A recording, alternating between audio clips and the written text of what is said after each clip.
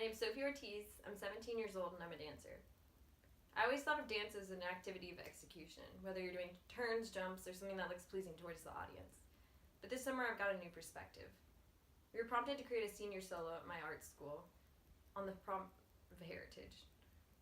I didn't really understand what that meant. I knew I was Latina and I wanted to do something around that. However, I had to think wide open to think of a new concept. I was considering songs with Spanish lyrics in them. However, it was ironic and somewhat offensive that I would make a solo to something that I couldn't understand. My mother is a pretty important person in the arts community, so I decided to make a solo with one of her comedian friends who had a monologue on being Latina and not be able to speak Spanish. We got in contact and I started emailing her. I finally got her audio file and was able to choreograph the solo. I danced around in the studio for a couple of hours, trying to come up with choreography, and finally showed my mentor about a minute of choreography, in which he was honest with me and said it wasn't working. I looked uncomfortable, I didn't like what I was doing, and he could see it. We had about an hour-long conversation after that, talking about what it feels like to not blend in with your heritage, or feel uncomfortable in the concept of it. I finally got emotional. There was tears in my eyes and everything. Once he left the studio, I had about 30 minutes left in an expensive studio I knew I had to use. I turned on my laptop camera, turned on the music, and just flung myself around the room doing random stuff. I didn't think that was dance. I thought I was just flinging myself around the room and being emotional. However, when I watched the footage, I liked what I was doing. It wasn't what you would typically consider beautiful, or a dance move you could write on a piece of paper like jeté or pirouette. It was something that I liked. It was pure art. And I had to think wide open to continue to choreograph material like that.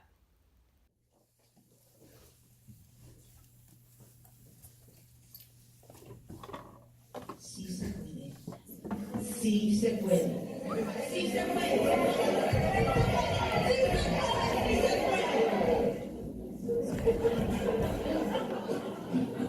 Before we do more Spanish, I'd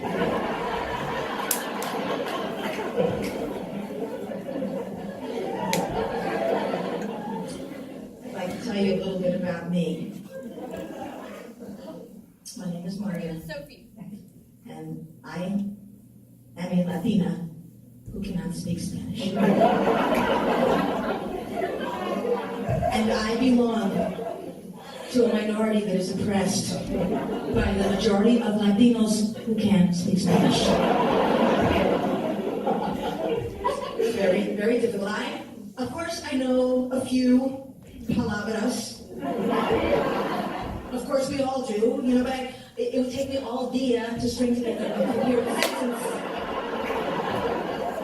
And those other Latinos, they don't have the time for it. They're in a hurry, they don't have time to wait for us to talk, they don't have time for us to order in a restaurant, a la peña, like Helen Keller, and like Ania. They don't have time for that.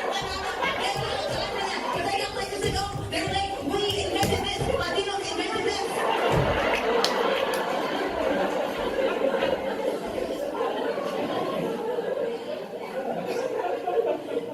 And it takes a lot of courage for me to say this in Berkeley, where even the white people can speak Spanish. Oh yeah, oh yes, you Anglos. You Anglos who are fluent in my language, you Anglo-Tinos. I love you, te quiero mucho. But you gotta back it up.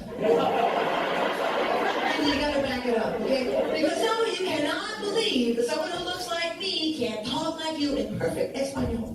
And you keep practicing your Spanish on me. No. ¿Entiendes? No. Okay, don't buenos días me anymore. Okay, that's harassment. I know you can speak English. Just because you took Spanish immersion in Costa Rica. And I've been called boba by my own people. Yeah. I know, I've been called boba. You know what boba means? It's a stupid dummy. Yeah, Palin, dummy.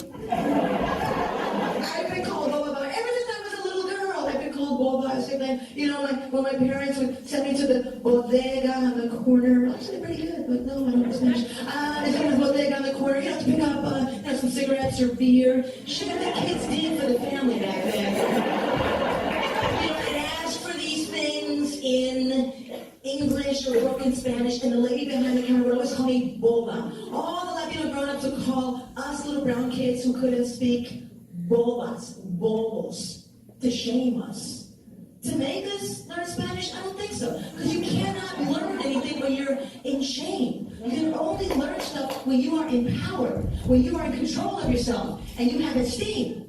I'm not going to let that B word hurt me anymore. I own that word now. That's what I do. Yeah, I own boba.